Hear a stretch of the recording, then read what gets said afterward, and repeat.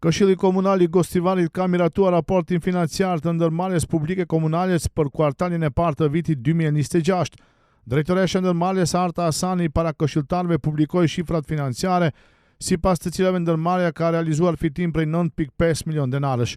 Ajo shtoi se të hyrat totale të ndërmarrjes për këtë periudhë arrin në 45.5 milion denar, të realizuara nga furnizimi me ujë, menaxhimi i ujërave të zeza, shërbimet e varrezave dhe aktiviteteve të tjera komunale. Sa i përket kvartalit të parë të këtij viti, e kemi gjendjen si vijon. Kemi gjithsej të dalura në vlerë prej rreth 36 milion denar, të cilat përbëhen nga shpenzime materiale në vlerë prej rreth 6.5 milion denar. Kemi shpenzime jo materiale në vlerë prej rreth 29.5 milion denar dhe kemi të dala të jashtëzakonshme në vlerë prej rreth 75.000 denar.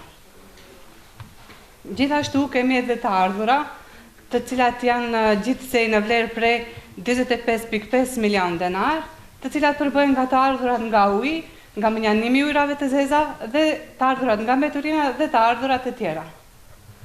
Dhe në fund kemi dalë në përfundim se këtë kvartal ndërmarrja ka punuar me fitim prej 9.5 milion denar.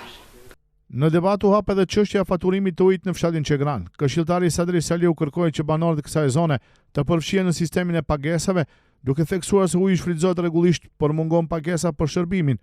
Nga ana tjetër, drejtoresha Hasani sqaroi se ndërmarrja publike komunale deri më tani nuk ka kryer faturim në Çegran, pasi më herët fshati ka pasur ndërmarrjen e vet për menaxhimin e ujësillësit.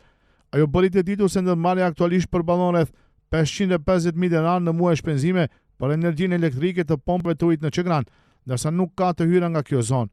Këshilltari Saliu kërkoi që Këshilli Komunal të ndërmarrë hapa konkret për integrimin e Çegranit në sistemin e pagesave, me qëllim që ndërmarrja të mos funksionojë me humbje në këtë segment.